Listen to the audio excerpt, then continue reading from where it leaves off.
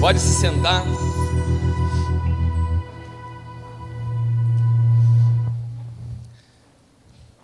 Como é bom um ambiente profético. Eu amo esse ambiente profético. Fala para quem está do teu lado, está começando a ficar bom. Só o som não me atrapalhar que vai ficar melhor ainda. Fica quieto aí. Ó. O tema da mensagem dessa noite pode parecer um pouco agressivo, mas não é. Não é a intenção. Na verdade, eu me recordo que alguns meses atrás nós recebemos nessa casa o pastor Facundo. Quantos se lembram do pastor Facundo? E ele falou a respeito de idolatria. Mas existem palavras que elas vão sendo geradas no nosso espírito. E esse final de semana eu tive com ele ministrando numa escola lá em Camboriú. E parece que aquilo voltou a ser ativado no meu espírito. E quando o Senhor me falou a respeito de ministrar nessa conferência, eu falei: Senhor, o que nos impede? O Paulo falou ontem a respeito de movimentação. O que nos impede de saber nos movimentar de acordo com a Tua voz? Porque tem tantas pessoas hoje, até com uma sincera intenção de caminhar com Cristo, mas as suas movimentações não respondem à realidade daquilo que ouvem. São os pecados. Sabe, e para Deus, até hoje você conversa com alguns crentes que resumem todas as conversas numa única palavra: apóstolo, isso é pecado ou não é pecado? Como se o evangelho se resumisse a pecar e a não pecar. Sabe, se a gente conseguisse dar a real dimensão ao pecado e entender que na cruz Ele levou todos os nossos pecados, a gente entenderia que o nosso relacionamento com Deus, ele não está baseado num livro de certo e errado. Que o pecado foi resolvido, Ele pagou o preço que jamais eu e você poderíamos pagar. Está resolvido esse assunto. Essa fatura foi paga. Tudo o que você já fez até hoje e o que você venha a fazer já está pago. Uma conta quitada. Você consegue entender isso? Não consegue. Quantos de vocês aqui ainda estão presos a pecados do passado? Quantos de vocês até hoje acham que não podem avançar um pouco mais porque se sentem culpados de situações do passado? É sinal que nós não temos consciência do que foi a cruz e nem de que o evangelho não se trata disso. Isso está resolvido. A nossa falta de compreensão nos impede de nos apropriar de algo que já é nosso e de não mais viver nessa realidade que só traz prejuízo a nós mesmos. Porque quando você peca, Deus não passa a deixar de te amar. Ele fala: estou amando menos você hoje porque você pecou. Não, as consequências do pecado só são nossas. O prejuízo é só nosso, não muda nada na nossa relação com Deus. É lógico que quando há arrependimento, se você peca, insiste no pecado, não está nem aí, daí a Bíblia diz que o pecado vai construindo uma separação entre você e Deus. Mas o problema de Deus não é com o pecado. Então o que impede as nossas movimentações, na realidade não tem a ver com o pecado. Tem a ver com toda uma concepção, com toda uma estrutura, com toda um desconhecimento que nós temos a respeito do que é Deus, de quem é Deus, do que se trata a vida com Deus e de tudo que nós aprendemos ao longo da nossa história que construiu quem nós somos hoje. Imagina que você é hoje o fruto de todas as palavras que você recebeu ao longo da sua vida e do ambiente onde você estava inserido. Então você vem de uma história familiar, você vem de um ambiente escolar, você vem do aprendizado com os amigos que você teve, do bairro onde você viveu. Tudo isso foi construindo um sistema de pensamento. Sim ou não? Quando você se senta numa mesa para comer, a maneira como você come hoje é fruto de quem você viu comer quando você convivia na infância. Você já viu gente afobada para comer? Você já viu gente mal educada no jeito de comer? Por que a gente fala mal educada? Porque não recebeu a educação da maneira correta de como se come. Então tudo isso nos trouxe uma concepção de vida. Você não percebe que você come com a boca aberta, porque a vida inteira você viu seu pai comer com a boca aberta. Daí você chega na mesa e começa. Daí senta alguém do teu lado que foi ensinado a comer de boca fechada. Você fala assim, meu Deus, cara, fecha essa boca aí. Você fala assim, nossa, por que você está falando assim comigo? Pô, cara, você está comendo com a boca aberta. Mas nunca me incomodei com isso. Meu pai come assim, minha mãe come assim. Você veio de um ambiente, de um contexto que você achava normal isso. Apesar de ser errado, na tua cabeça está certo. E isso nós transportamos para todas as áreas da nossa vida. Nós transportamos para a maneira de lidar com dinheiro. Nós transportamos para a nossa concepção do que é vida sexual na vida do casamento. Mas você sabe que o mais terrível disso é que essas estruturas, quando nós compreendemos a realidade do que é o novo pacto, porque o novo pacto ele não é um tema. O novo pacto não é uma mensagem. O novo pacto é uma luz que aumenta dentro de nós e nos faz enxergar toda a Bíblia e toda a história da nossa própria vida a partir de Cristo. Então, se eu pudesse resumir para vocês o que é o novo pacto, é um nível maior de luz para enxergar o que eu não via. Então eu consigo enxergar um Deus que eu não conhecia, só via a sombra de quem Ele era, e eu consigo enxergar a realidade de quem eu sou, e de estruturas que entraram na minha vida que não tem nada a ver com Ele. Quantos estão entendendo? Então não é um tema. Eu vejo que pessoas às vezes se incomodam, cara, só falo, não, o novo pacto é uma medida de luz. Quando Jesus se apresenta como luz do mundo, Ele estava falando isso. Esses dias eu estava falando assim, alguém me perguntou, e o que você pregava antes da revelação do novo pacto? Era tudo genuíno, sempre foi verdade. A minha conversão foi genuína, só que eu tinha uma medida de luz. Hoje eu tenho uma outra medida de luz. Eu não ignoro nada do que eu falei, só que hoje eu falo com um nível de clareza do que eu não tinha. Por quê? Porque essa luz cresceu dentro de mim. Então quando nós falamos de novo pacto, nós falamos dessa luz que nos faz enxergar toda a realidade da vida, toda a existência, através da mente de Cristo. Fala para mim assim, uau, você imaginou você conseguir entender a realidade? Cara, isso é o que todos os filósofos, todos os pensadores vêm tentando ao longo de toda a história. São o que os teólogos vêm buscando, explicar a Deus, explicar a vida, e de repente Deus te enche daquele que é a vida e te faz compreender assuntos eternos, porque te dá uma mente eterna. Numa mente limitada você não acessa a eternidade, mas numa mente que é eterna você consegue entender realidades eternas. Então quando o nível de luz aumenta, você não está tratando de um tema, você começa a ver toda a história da existência a partir dessa luz. Amém? Isso está claro para você? Então nós deixamos toda uma estrutura de pensamento, toda uma história de que nos formou na vida, todos os nossos valores, todas as nossas crenças, para que a gente possa ser imerso num sistema completamente novo de pensamento. Você entendeu o que eu falei? Você sai de toda uma estrutura que você pensava e você é mergulhado num outro sistema. É uma outra maneira de conceber a vida. Por isso que é tão radical e tão profundo, e é tão forte e poderoso. Mas quando essas concepções erradas da vida, fora de Cristo, estão enraizadas em nós por tantos anos, muitas vezes esse processo é traumático, porque essas referências que nós trazemos são verdadeiras fortalezas, que estão enraizadas em nós. Na realidade, a palavra correta é que essas estruturas de pensamento são na realidade ídolos. Repita comigo, ídolos. É por isso que o tema dessa mensagem é evangélicos idólatras. Repita comigo, evangélicos idólatras.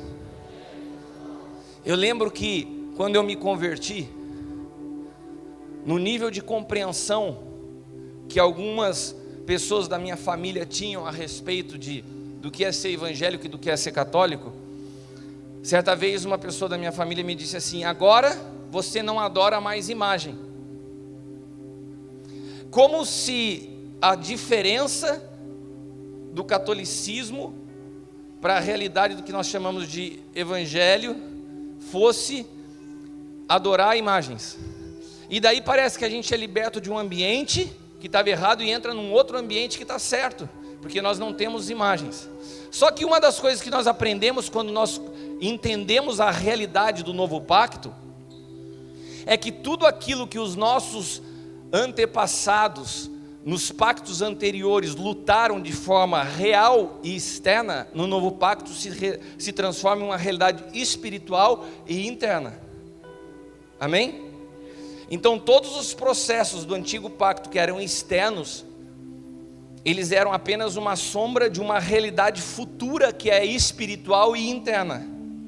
Ou seja, se nós vemos na palavra, no passado, Deus dizendo a Gideão: derrube todos os postes de ídolo. Por que você não vê quando Paulo vai a Éfeso, Deus dando a mesma ordem: destrói o templo de Diana? Porque se no antigo pacto os ídolos eram as imagens de escultura, de pau, de madeira, no novo pacto são as estruturas de pensamento que nos governam por dentro, e nós não vencemos essas estruturas derrubando imagens externas. Nós temos que derrubar elas aqui dentro, porque você idolatra. Um ídolo é uma voz que te comanda, que se torna maior que a voz do próprio Deus. Então essas vozes que são enraizadas na sua vida, que formaram a tua maneira de pensar, elas muitas vezes são mais violentas e são mais fortes dentro de você do que a voz de Deus. Por que pessoas não têm a capacidade de responder uma palavra profética? Porque eu falo assim: isso aqui não é comigo. Mas quem disse para você que não é contigo? Essa voz interna que te ensinou a se ver de uma forma distorcida de quem você é para Deus. Então você ouve uma palavra poderosa e fala: isso aqui não é para mim. Você não sabe de onde eu nasci, você não sabe de quem eu sou, você não sabe o nível de pecado, você não conhece a minha história, você não conhece a realidade de coisa errada que eu já fiz na vida. Então essa voz, Deus, é como se a gente estivesse errando do púlpito quando fala para você: olha, você é um rei e um sacerdote. Como se nós tivéssemos equivocados e essa voz aí dentro fosse mais forte do que a voz que sai daqui para você. Porque essa voz, ela te alimentou durante tantos anos da sua vida, que quando você ouve a voz do Espírito, parece que ela não tem a mesma força. Sabe o que você está dizendo? Essa voz fala mais a mim do que essa voz que é a palavra de Deus. Se transformou num ídolo. Nós nos sujeitamos a isso. Se tornou Senhor sobre as nossas vidas. São ídolos. Isso mesmo. No novo pacto, os nossos ídolos são internos. Então antes da gente levantar o nariz com a soberba de achar: nossa, o cara lá vai adorar uma imagem, avalie bem quem é mais idólatra, se é ele ou se somos nós. Se é ele ou se somos nós que estamos paralisados com esses comandos que recebemos de dentro. Um ídolo, ele nos transmite uma imagem equivocada de Deus. É uma voz mais forte que a palavra de Deus. Um ídolo, ele gera em nós uma justiça própria. Como que ele te insistisse a produzir bondade através do esforço humano. É isso que um ídolo faz. Esses dias eu estava na academia e um rapaz, um amigo, que está tendo uma experiência com o evangelho dentro da igreja católica, ele falou assim: cara, amanhã eu não vou treinar. Eu falei: por quê? Porque amanhã eu vou para Aparecida a pé. E antes de eu falar alguma coisa, tipo assim: você vai pagar uma promessa, você vai pedir alguma coisa? Ele falou: não, eu estou indo para agradecer. Eu falei: uau, que compreensão, o cara tem gratidão no coração. Mas todo esse processo externo de agradecimento é perda de tempo. Se ele falasse assim: obrigado Jesus, ele economizaria tempo e sola de sapato. A motivação está correta, a movimentação externa está errada. Agora, qual a diferença dele e da minha? Que às vezes acho que eu me torno mais agradável a Deus por alguns procedimentos que eu tenho, por algumas atitudes que eu tomo. Olha, essa semana eu ajudei na cozinha da igreja. Uau, como você é bonzinho. Não é assim que a gente se vê? Não faltei nenhum culto. Nossa, que violento crente que você é. Eu já vi muitas pessoas expulsando o demônio, que o demônio fala assim: eu vou sair correndo, você foi todo dia na igreja. Porque a gente às vezes acha que as nossas práticas externas, elas nos tornam melhores diante de Deus. Qual a diferença dessa concepção nossa evangélica da outra concepção católica? Os dois têm motivações erradas, e os dois têm movimentações externas erradas, porque acham que dentro de uma concepção de justiça própria, que podem produzir bondade através do esforço humano. Todas as vezes que você semeia algo, que você traz uma oferta, que você semeia na vida de alguém e pensa com você mesmo: cara, como eu sou legal, agora Deus se agradou comigo. Você está carregando um ídolo. Sabe, é aquela criança que passou a vida inteira sem a atenção dos pais, ou porque os pais não foram presentes, ou porque os pais não tinham consciência e faziam de tudo para chamar a atenção. Você sabia que tem criança que vai mal na escola para poder chamar a atenção do pai, para falar assim: olha, estuda comigo. É uma forma de demonstrar a necessidade da proximidade do amor. E às vezes a gente está fazendo assim para Deus. Deixa eu chamar a atenção aqui para ver se Ele me olha, como se Ele não estivesse te vendo. O problema não está nele, o problema está numa concepção errada que você carrega aqui dentro, que se chama justiça própria. Eu faço por merecer. Não, o evangelho não tem meritocracia, não tem nada que é mérito nosso. E quando você entende isso, você entra num lugar de descanso. Você entra num lugar que você sabe que não se trata do que você faz. Não há nada que façamos que possa melhorar a nossa relação com Deus. Cristo já fez tudo. A capacidade dessa luz ampliar o nosso entendimento e de nós desfrutarmos é que muda todas as coisas. Eu não peco, não pela pressão e pelo medo do inferno. Eu não peco porque o meu nível de relação com Ele é tão violento que o pecado não me seduz. Ele não tem o poder de me seduzir, porque eu sei, conhecendo a Ele, vivendo com Ele, que o que Ele tem é melhor para mim. Não é um medo. Quantas pessoas deixam a igreja? Quantas pessoas, eu percebo na hora quando uma pessoa está com alguma coisa errada. Há pessoas que passam por mim e não conseguem olhar na minha cara, como se eu fosse julgá-las pelo pecado que cometeram. Não, meu irmão, o teu pecado na minha vida não muda nada. Não muda o que eu sinto por você, não muda o meu amor por você, não muda o meu carinho por você, não muda o meu respeito por você, e nem por Deus. Só gera uma consequência desastrosa para você. Para mim não muda nada, para Deus não muda nada, porque são escolhas.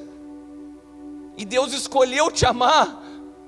Ele escolheu te amar. Ele entregou Jesus pela tua vida antes de você decidir por Ele. Um ídolo é alguém que você oferece obediência através da sua mente. Guarde isso. Ídolo é alguém que você oferece a tua obediência através da sua mente. E ou você obedece a um ídolo, ou você obedece ao Senhor.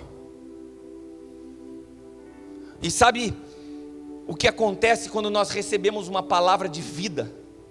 Eu não estou falando palavra de autoajuda, nem uma palavra que você sente arrepio. Estou falando palavra de vida, que vem do Espírito para o Espírito. A sensação é que você foi despido. Quando já se sentiram assim? Quando alguém está pregando e fala assim: cara, me descobriram aqui. Eu já aconteceu o caso de pessoas me chamarem depois da palavra, cara, você me deu uma bela de uma indireta. Eu falei, cara, nem te vi no culto. Eu já vi gente que sai brava comigo da palavra. Cara, o jeito que você falou, eu falei, eu não falei com você. Essa foi a palavra de Deus, que ela desnuda as nossas vidas, que nos faz perceber realidades que nós não víamos. E sabe o que acontece quando nós somos descobertos? Sabe o que acontece quando Adão ficou nu? Nós tentamos nos esconder. Adão fez um papelão, cara. Ele sabia que Deus soberano via todas as coisas, estava em todo lugar, e ele se veste com uma folha, achando que com isso ele podia se esconder de Deus. Aquela folha, ela é um símbolo da religião, a folha da figueira. Ela simboliza para nós hoje, todas as vezes que essa palavra te confronta, todas as vezes que essa palavra te desnuda, e você busca uma maneira de se esconder. E sabe como que a gente se esconde? Quais são as folhas da religião hoje? São os nossos ídolos. E daí os nossos ídolos internos sopram algumas palavras na nossa mente que nos fazem automaticamente apaziguar a nossa alma, porque vai dando um nervoso quando vem alguém aqui pregar e vai falando coisas que estão nos confrontando, não vai? Eu vejo vocês vão se encolhendo na cadeira. Tem lugares que eu tenho vontade de pedir escolta para eu ir embora do culto, porque as pessoas vão olhando, tem uns que vão até babando assim. Me descobriu, está me despindo, está me desnudando. E daí você começa, os ídolos falam assim, cara, não é contigo. E daí ele começa a criar o que nós chamamos de argumentos. A característica de alguém que tem um ídolo interno são os argumentos. Todo idólatra é bom em argumentação. Todo idólatra tem sempre uma justificativa para não obedecer à voz de Deus. Por quê? Porque ele obedece à voz do ídolo. Cara, isso não nasceu na tua mente. Existe uma guerra de governo na tua vida. E esse ídolo que te governa desde a tua infância, ele tenta gerar em você o argumento para você não obedecer. Então esses argumentos, eles vão se transformando nessa folha que te tenta esconder. Não queremos a voz do Espírito como sentença. Nós queremos a voz do Espírito como um poema. Ai, que legalzinho, hoje eu gostei, então eu recebo. Você já viu gente que vem no culto assim? Que palavra é essa? Falou de ressurreição. Algumas pessoas vão resumir o culto de hoje daqui a um dia, 2 dias ou uma semana, que é o máximo que as pessoas lembram de uma palavra, e vão falar assim, cara, que culto, hein? Você viu? Uma porta aberta, prosperidade, a riqueza vai vir, vai se lembrar disso. Porque a palavra é como um poema. Eu escolho o que eu gosto e o que eu não gosto. Se você entende que a palavra é uma sentença, você não tem opção de escolha. Você sabe que ela nasceu do Espírito para o teu Espírito, você fala assim, vou ter que encarar essa realidade. Eu não tenho opção.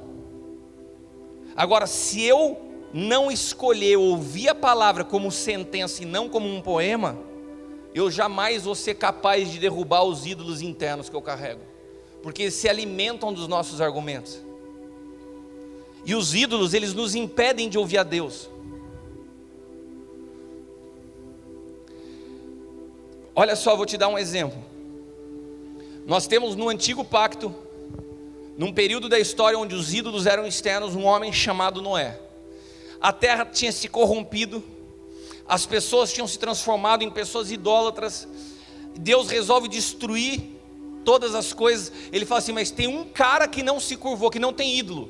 Tem um cara capaz de me ouvir, porque quem tem um ídolo governando não ouve a Deus. Vocês estão entendendo? Qual a tua dificuldade de ouvir uma palavra e praticar? Provavelmente você tem um ídolo. Você acha que o teu problema é pecado. Eu quero te dizer que o teu problema não é pecado. O teu problema é o ídolo.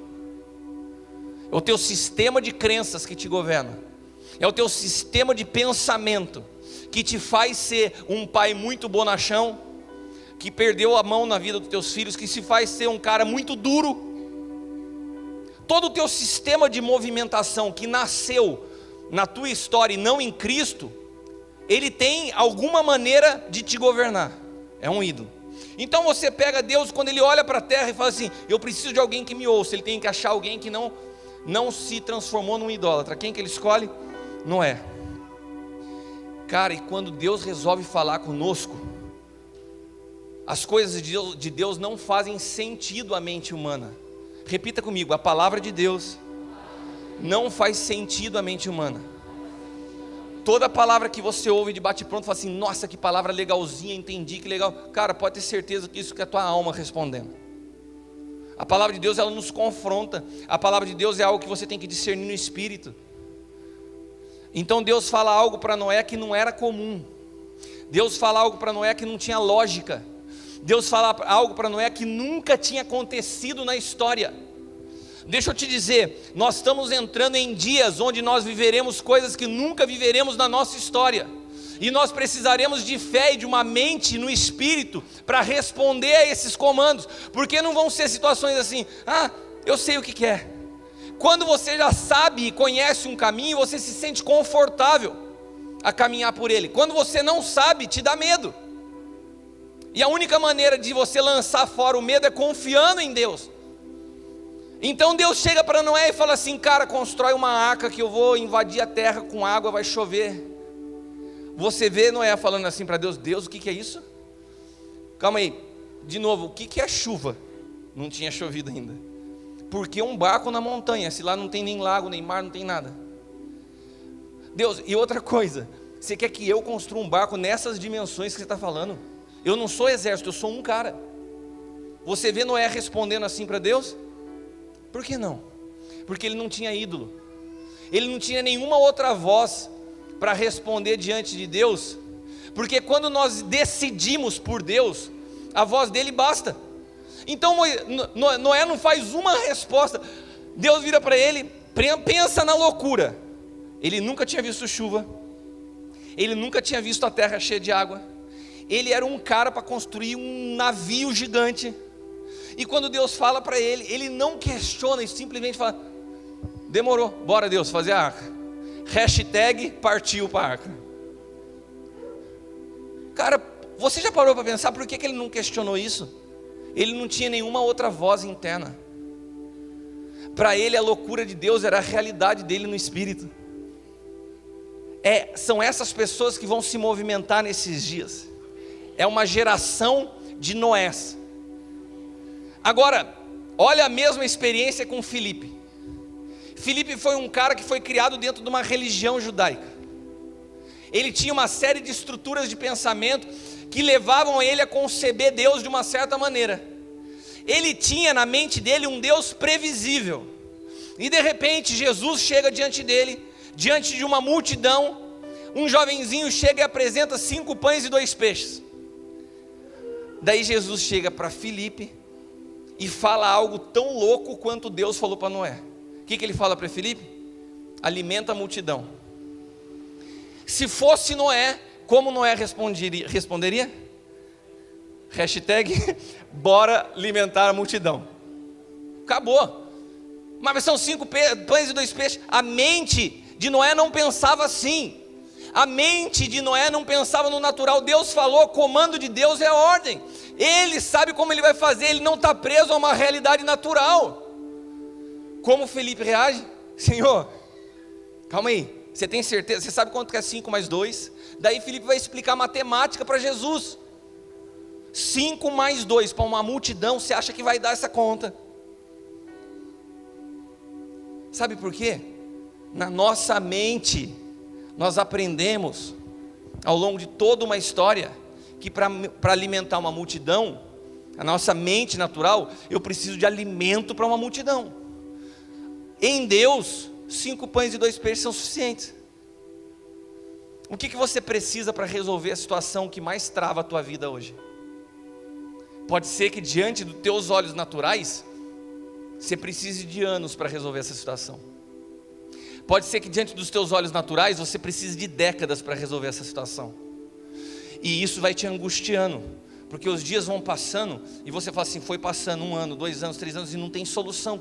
Eu vou passar minha vida sem ver solução. Vai na sua cabeçona de Adão. Porque em Cristo, Ele pode remir a história da noite para o dia.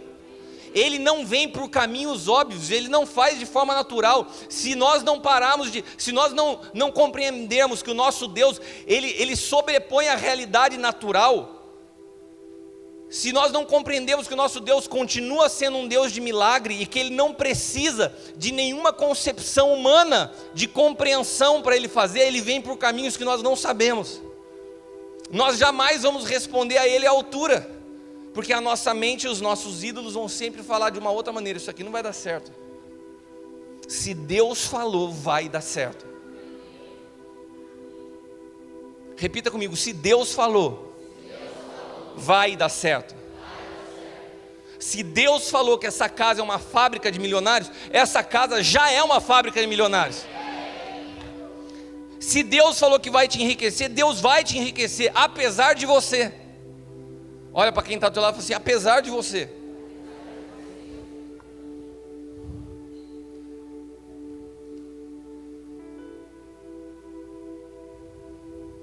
Abra sua Bíblia em Hebreus capítulo 12.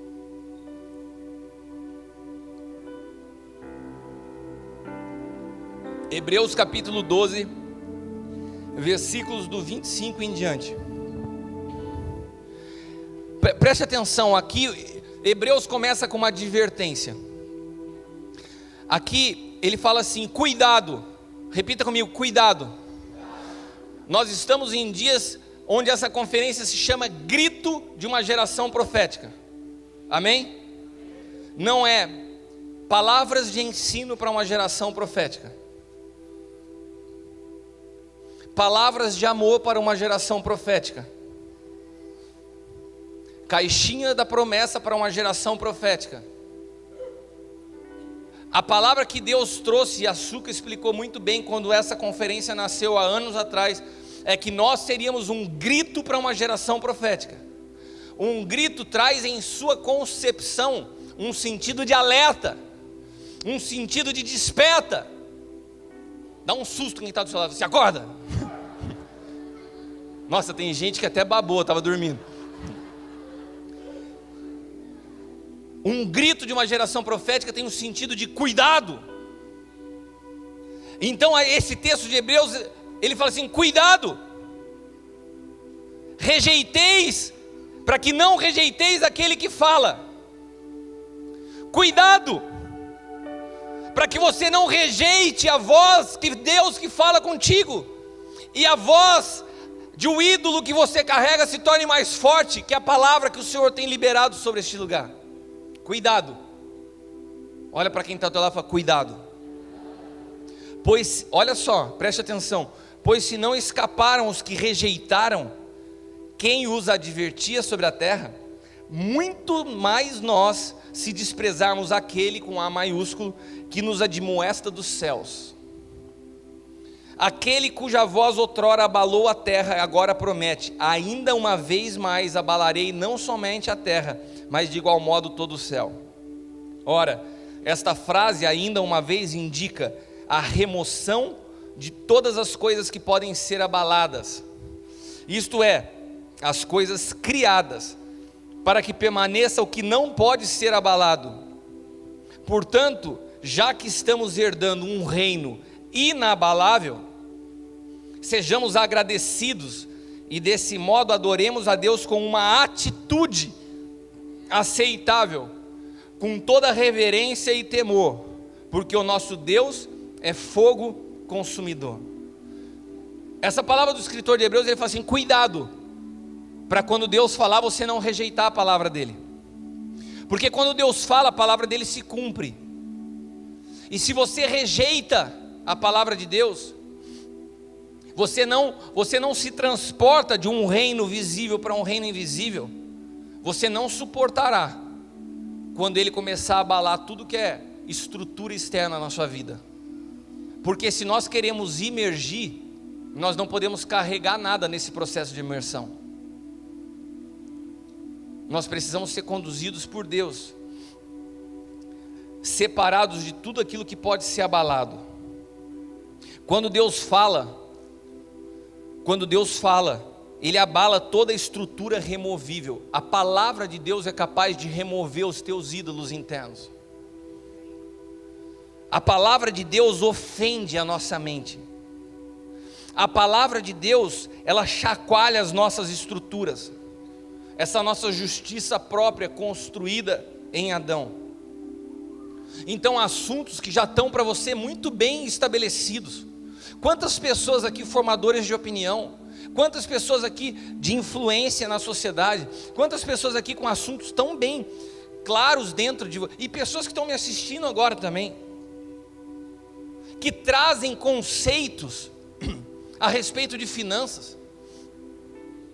Não, a minha maneira de olhar finanças, esse negócio de dízimo, oferta, já vem com toda uma estrutura de concepção, que é totalmente oposta ao reino. E a parte de vida sexual, quanto homem oprimindo mulher, quanta relação. Eu quero fazer uma pergunta aos homens de plantão: aonde você aprendeu com relação à vida sexual? Quem te orientou com relação a isso? Como o aspecto vida sexual foi gerado na tua mente, no teu entendimento? Com quem você aprendeu isso? Eu vou te dar algumas dicas. Os que são da minha geração, quantos viram uma mulher nua pela primeira vez com a revista Playboy que você pediu para um cara mais velho comprar na banca de revista para você? Os mais novos, entra no Instagram. Quantos de vocês foram amigos que falaram assim, ó, faz isso, faz aquilo? Quantos de vocês entraram numa linha de aprender com um amigo masturbação? Quantos de vocês entenderam o sexo de uma forma totalmente distorcida?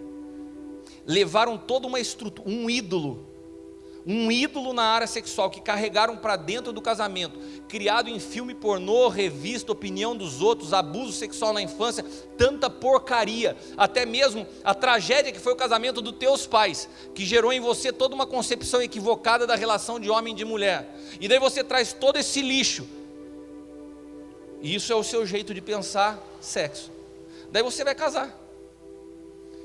Daí uma inocente da vida que se casa, eu estou falando com os homens, tá? Por isso que com os homens eu sou mais carinhoso assim. Daí casa com uma figurinha dessa, que trouxe essa estrutura. Daí o cara vem para a igreja. Ah, que belezinha. Daí o cara tem um ídolo e é crente. Daí o ídolo fala assim para ele, ó, na Bíblia fala que você é sacerdote. Você fala, ela obedece. Opa, gostei disso. Vamos pôr em prática tudo o que a minha concepção de sexo eu aprendi na revista e na minha história. Daí a mulher se sente ofendida. Para a mulher aquilo ali é um abuso. Mas o cara falou, eu sou sacerdote aqui. Cara, deixa eu te falar uma coisa, eu não quero entrar no aspecto do certo e errado, não é o momento para isso. Basta uma coisa, se a sua mulher não gosta, acabou a fatura. Você não tem direito de pedir algo que ela não goste. Aqui já acabou a fatura. Você não vem me perguntar, mas biblicamente o que não pode é você entrar numa área que ela não quer. É forçar uma situação que para ela não é confortável. Vocês estão entendendo muito bem o que eu estou falando. Aqui já acabou, já liquidou a fatura. Não tem nem conversa de certo ou errado. Se não há um consenso, acabou a história. Porque eu não fui criado para impor uma vontade sobre uma pessoa, eu fui criado para cuidar e proteger de uma pessoa. Entenderam, homens?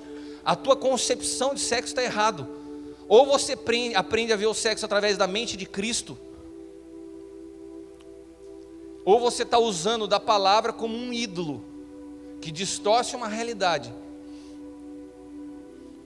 E nós continuamos obedecendo esses ídolos. Quem te ensinou a ser mesquinho? Quem te ensinou a ser pão duro? Ninguém nasce mesquinho.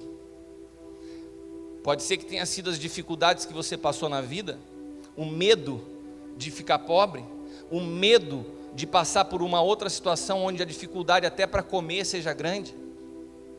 Nós não podemos mais ser governados pelo medo. Se nós fomos libertos e aprendemos a confiar em Deus, nós sabemos que Ele cuidará de todas as coisas. Ah, mas apóstolo, você está falando isso porque você tem uma condição diferente. Não, eu não tenho. Eu aprendi a viver sem nada. Há dias onde para eu comer eu orava e Deus provia. Eu sei muito bem o que é confiar em Deus. E glória a Deus por tudo que eu passei nos últimos anos. Porque me levaram num nível de confiança que eu posso falar de igual para igual com qualquer pessoa aqui. Eu sei o que eu passei. E eu sei que não me faltou nada. Então, a pergunta é, as dificuldades ou os seus pais, ou as realidades da vida te ensinaram a ser tão egoísta? Porque isso não nasce na mente de Cristo. Quem te ensinou integridade é pagar as contas? Nossa, eu estou vendo a igreja evangélica levar um contragolpe, cara. Colocou Bolsonaro num patamar, agora já aparece algumas coisas, enfim. Eu sempre falei, é o candidato do momento? Mas ele não é um Deus. E quanta gente brigando com a do cara. O que é ser íntegro? É ter um discurso íntegro? O que é ser íntegro? É pagar as contas em dia? O que é ser íntegro? O que é ser honesto? Quanta gente se gaba de ser honesto? Honesto não é pagar as contas em dia, honesto é como o dinheiro chega na sua mão. Você mente, você faz extorsão, ninguém sabe como chega na sua mão. Você tem caixa 2, você dá nota fria, você compra produto pirata, daí você faz um montão de coisa errada, mas o dinheiro chega na sua mão de forma ilícita, mas você paga a sua conta em dia e bate no peito e fala assim, sou honesto. E ai daquele que atrasar uma conta com você. Se for crente então, quantas pessoas já foram humilhadas aqui por uma dificuldade financeira? Quantos aqui já foram humilhados? Você não é crente, cara? E quantas vezes você não pôde, mesmo querendo honrar um compromisso, porque de fato não tinha? Quem é mais? Qual o nosso padrão de integridade e de moral? Não, eu estou oprimindo, eu estou extorquindo, eu estou mentindo, eu estou roubando, mas eu pago as minhas contas em dia, então eu posso bater no meu peito e falar que eu sou honesto. Quem disse que é esse o padrão? Quem somos nós por dentro? O novo pacto é uma luz que se acende dentro de nós, não são as nossas ações externas. Quem nós somos? Ele nos transportou de um reino a outro. E no reino de Deus, as leis da física, da matemática, as crenças que carregávamos já não servem mais. Se no mundo, reputação está ligado com o que pensam de você. Essa semana eu estava fazendo um negócio com uma pessoa e o cara é de um outro estado. Daí a pessoa falou assim para mim, cara, esse cara, fica tranquilo, é de uma reputação. Ele falou para mim assim, né? Eu falei, eu fiz uma pergunta para ele, falei assim, o que é reputação? Daí o cara ficou meio gaguejando do outro lado, tipo assim, eu acho que na mente dele ele falou assim, será que esse cara não sabe o que significa a palavra reputação? Mas na verdade eu queria ver que ele me explicava o que é reputação. E daí ele me deu uma resposta que eu achei o máximo. Eu falei assim, cara, eu vou usar isso na pregação. Ele falou assim, como assim, Cristiano, o que é reputação? Toda cidade fala bem do cara. Ele tem um bom nome diante das pessoas, tem uma reputação. No mundo, reputação é isso. No mundo, reputação é a opinião das pessoas a teu respeito. No reino de Deus, reputação é a realidade de quem você é por dentro. No mundo, Jesus foi crucificado, ele não tinha uma boa reputação. Jesus, o Cristo, foi crucificado como um bandido chamado de endemoniado. Falou assim, cara, se você é filho de Deus, por que você não sai daí? A reputação dele foi, cara, na cruz a reputação dele se transformou em zero. Sabe naqueles joguinhos de videogame que vai diminuindo o nívelzinho da vida? Daí você tem que ser que gosta dessas coisas, né? Daí você come uma moedinha, come um negocinho e eu nem vou falar o jogo que eu lembrei agora, senão vão falar que eu estou velho, mas é que eu lembrei que eu via as pessoas mais antigas jogar. Eu vou só dar uma dica, tinha um aviãozinho assim, que acabava a gasolina, ele passava em cima de uns tanquinhos de combustível. E daí você dá uma...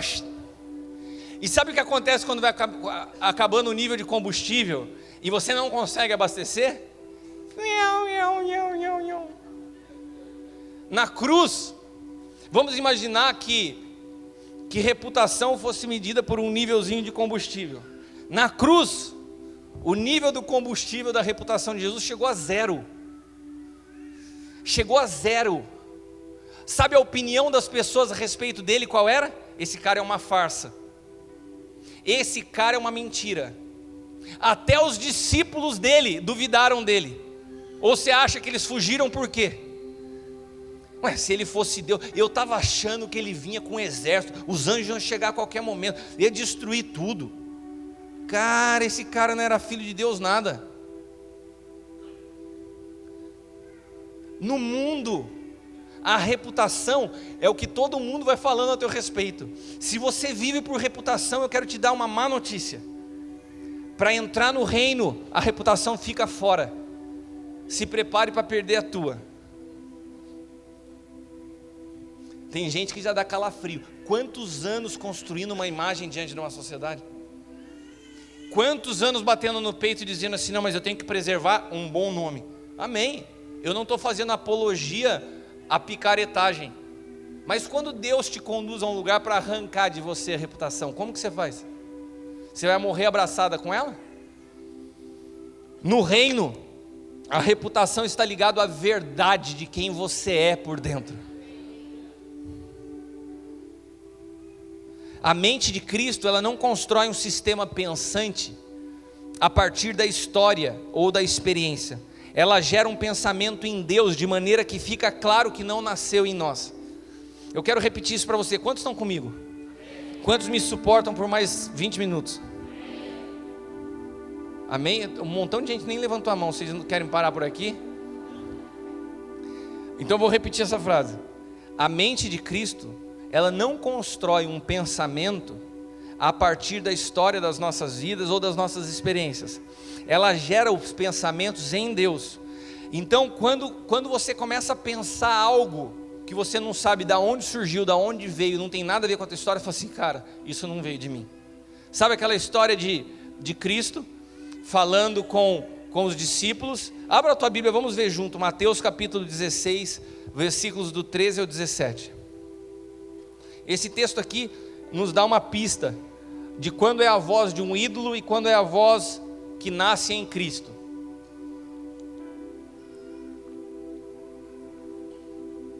Mateus 16, do 13 em diante. Chegando Jesus às partes da Cesareia de Filipe, interrogou os seus discípulos dizendo: quem dizem os homens ser o Filho do Homem? Daí olha as respostas a partir da história, a partir da religião, a partir da Torá, o que eles tinham lido, o que eles conceberam em sua mente. Uns falam que é João Batista, outros Elias, outros Jeremias, ou um dos profetas. Disse-lhes ele: e vós, quem dizeis que eu sou? Cara, daí Simão Pedro fala algo: tu és o Cristo, o Filho do Deus vivo. Jesus respondeu dizendo-lhe: bem-aventurado és tu, Simão Barjonas, porque não te revelou a carne ou sangue, mas o meu Pai que está nos céus. Ele falou assim, cara, isso não nasceu da tua história, isso não nasceu na sua teologia, isso foi a mente de Cristo, isso foi a revelação direto do Pai para você. Então a mente humana, preste atenção, quantos aqui tem uma mente humana? Amém, graças a Deus não estamos diante de nenhum ET. Você olha para quem está do outro lado, você tem o cabeção e você tem uma mente bem grande. Olha para quem está do outro lado e fala assim: você tem um cabeção de uma mente humana gigante, hein, Luci? A Luci olhou para mim rindo. Você tomou essa palavra para você? Não foi para você, irmã. A mente humana é formada pelas nossas histórias, as nossas experiências, as nossas estruturas, fortalezas, e ela resiste ao Espírito.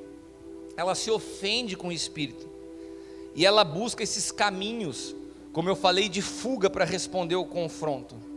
A mente humana, cara, olha para quem está do teu lado e fala assim, cara, sua mente é terrível. A sua mente é terrível. Eu quero falar para você que está me assistindo, a sua mente é terrível. A mente humana é terrível.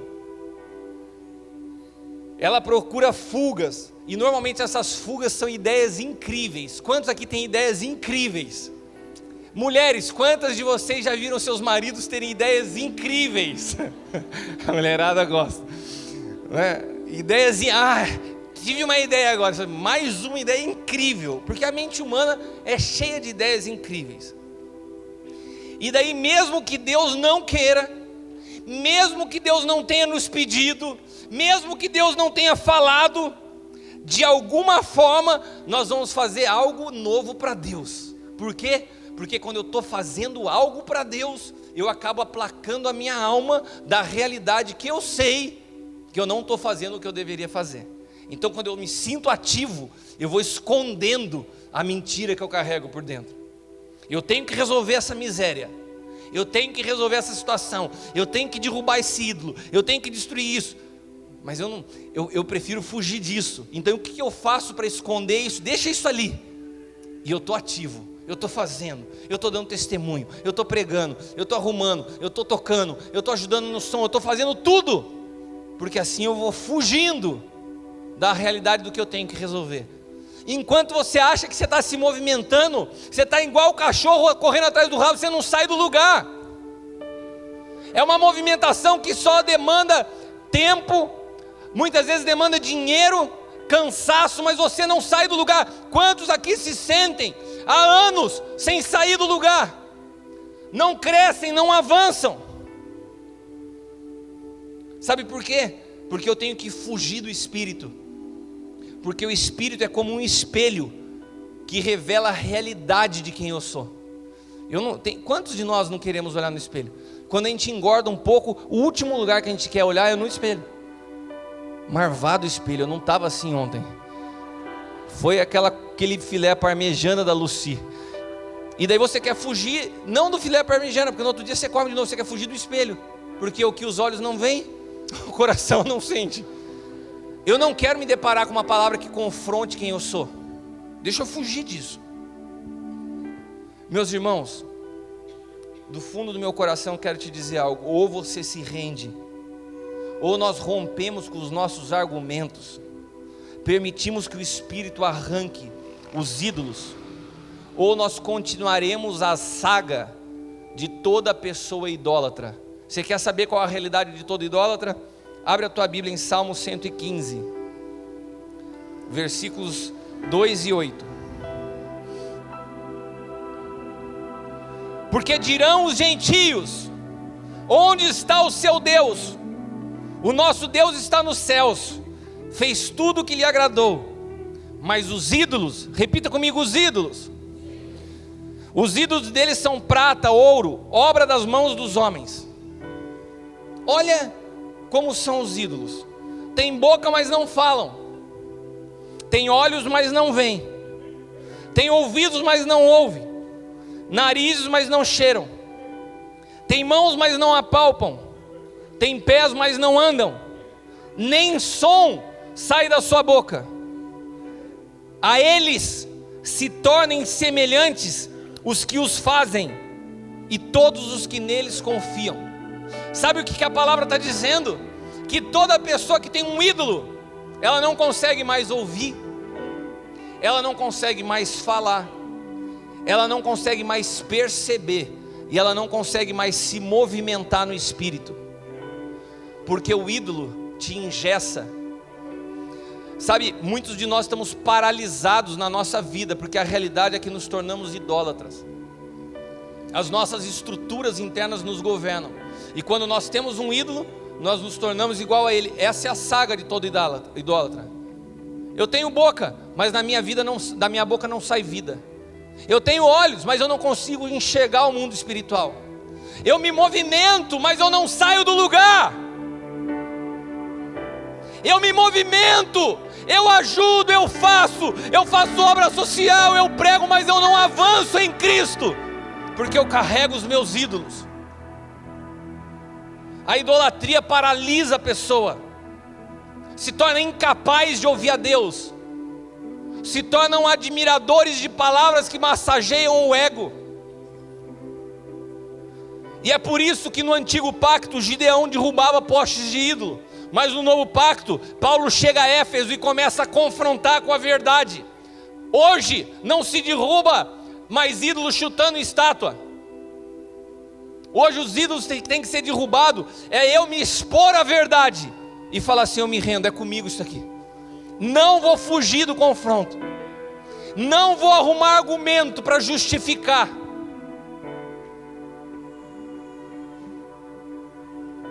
Não pode haver uma voz profética no interior de uma pessoa que está rendida a ídolos. A voz profética só nasce de um interior rendido a Cristo. Falar de Cristo a partir de um interior idólatra não é grito profético, é só barulho. As pessoas podem até se admirar, mas no mundo espiritual isso não tem efeito algum. Existe algo muito forte produzido pela idolatria, é que ela te arranca do eterno. A idolatria te prende na realidade dos ídolos que te governam. Ou seja, um interior idólatra te aprisiona nas realidades naturais, enquanto o interior governado por Cristo te liberta do tempo. Eu estou falando para vocês de uma experiência pessoal. O interior governado por Cristo te liberta do tempo. Quantos já pensaram na sua vida, quanto tempo essa situação vai durar na minha vida? Quantos já pensaram assim? Enfrentando alguma realidade, seja expectativa por algo, seja solução. Quantos já se depararam com esse questionamento: Senhor, quanto tempo vai durar isso? Sabe o que é isso? É um ídolo falando para você.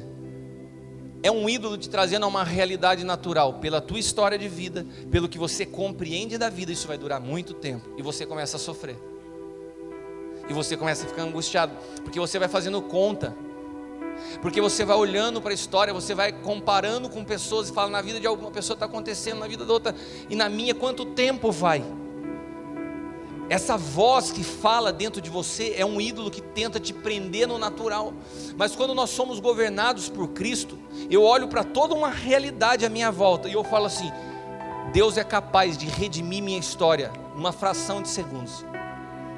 Eu não me prendo mais nisso. Um erro cometido no passado. Quantos aqui já cometeram erros na sua vida? E quantos já falaram assim: caramba, perdi pelo menos uns 10 anos da minha vida nessa besteira que eu fiz. E daí você carrega isso. Você tem tanta consciência que você fala assim: cara, não tem nada a ver com Deus, isso foi culpa minha. Eu estou colhendo o que eu fiz. Alguém já se sentiu assim? Eu quero te falar uma coisa: o Deus que governa as nossas histórias, Ele não é teu patrão, Ele é teu pai. Ele não olha para a tua história e fala assim: ah, você fez, agora você vai pagar 10 anos mesmo aí. Ele é capaz, porque Ele se move na eternidade, de transformar uma realidade, ainda que seja consequência dos teus erros, numa fração de segundos. Ele não está preso no teu tempo natural. As estações que mudam na nossa vida não tem a ver com meses, dias ou anos. Tem a ver com níveis de luz que nós recebemos por dentro. É o quanto nós estamos dispostos a ir mais profundo nele. Quando eu me rendo, quando eu estou disposto, Deus nos faz saltar da prisão para o trono, de um dia para o outro. De um dia para o outro. Fala para quem está do teu lado: de um dia para o outro. Deus vai mudar a sua história. Aleluia!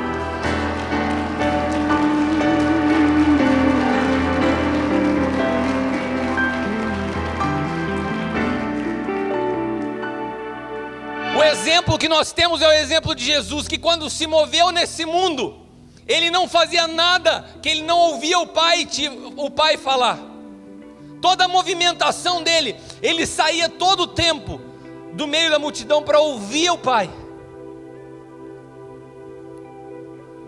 Ele viveu um nível de entrega e obediência total a cada palavra. E a palavra de Deus diz que Cristo é o espírito da profecia. Uma geração profética é uma geração que sabe se movimentar ouvindo a Deus para cada passo da sua vida. As coisas estão boas ou estão ruins, eu não me movimento sem ouvir ao Senhor. Cada momento de silêncio de Jesus tinha uma expectativa de uma resposta de Deus. Cada resposta que Ele dava tinha um único objetivo: agradar o Pai e não satisfazer a expectativa das pessoas. Pelo que você se movimenta na vida? As suas decisões são baseadas no quê? Nós precisamos entrar nesse nível de obediência integral. Precisamos tomar essa decisão. E precisamos decidir hoje: o que você quer viver, a sua vida ou a de Cristo? É muito fácil caminhar com quem já decidiu por Cristo. Agora, para quem decidiu a sua vida, quem ainda não tomou essa decisão, não tem jeito, é só questão de tempo. Chega um momento que os caminhos não dão mais, porque o que comanda a tua vida são os teus ídolos. Se nós estamos em Cristo, nada pode nos separar, nada. Nós estamos construindo uma história que não acaba mais. Olha para quem está do teu lado e fala assim: você quer caminhar comigo para o resto da vida? Eu estou falando disso. Eu estou falando de pactos eternos.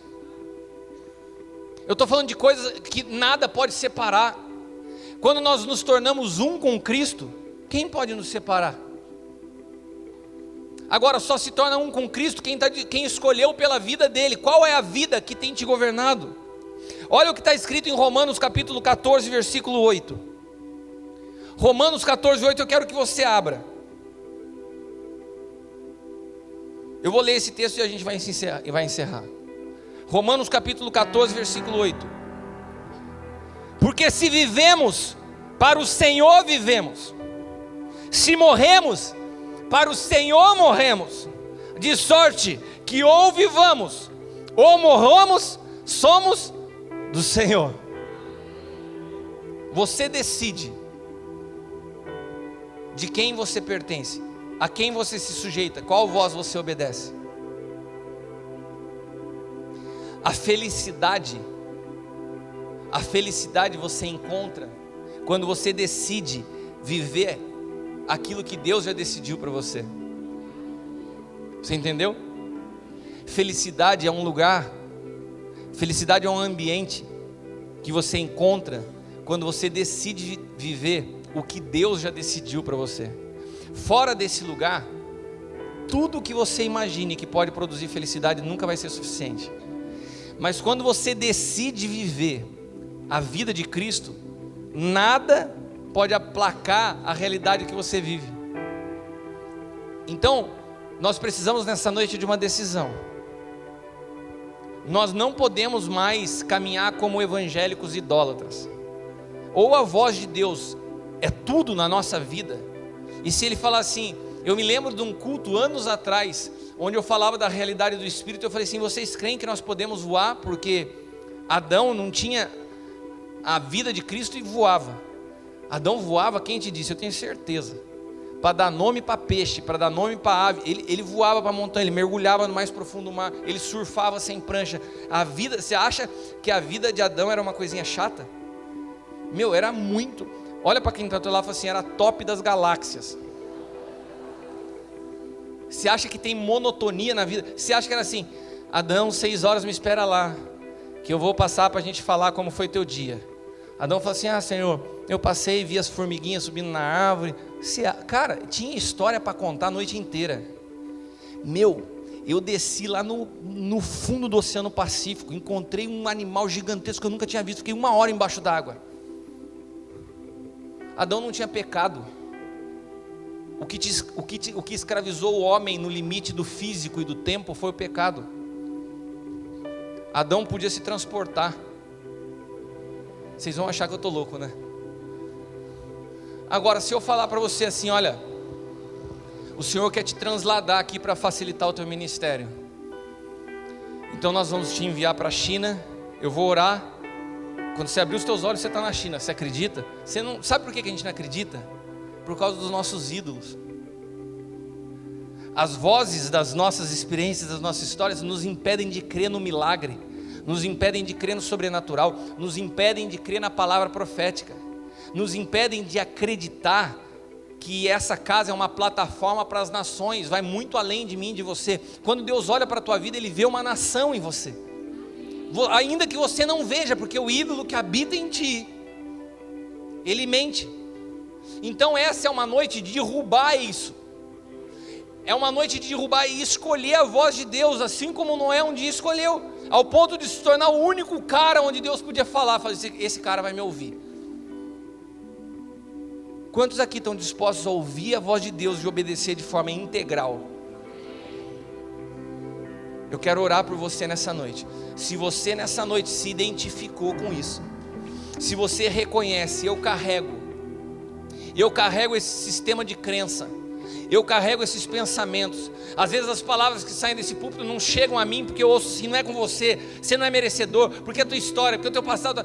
E são tantas essas vozes. E você quer derrubar esses altares, esses ídolos, que você insiste em ouvir e obedecer. Quero te convidar a se colocar de pé nessa hora.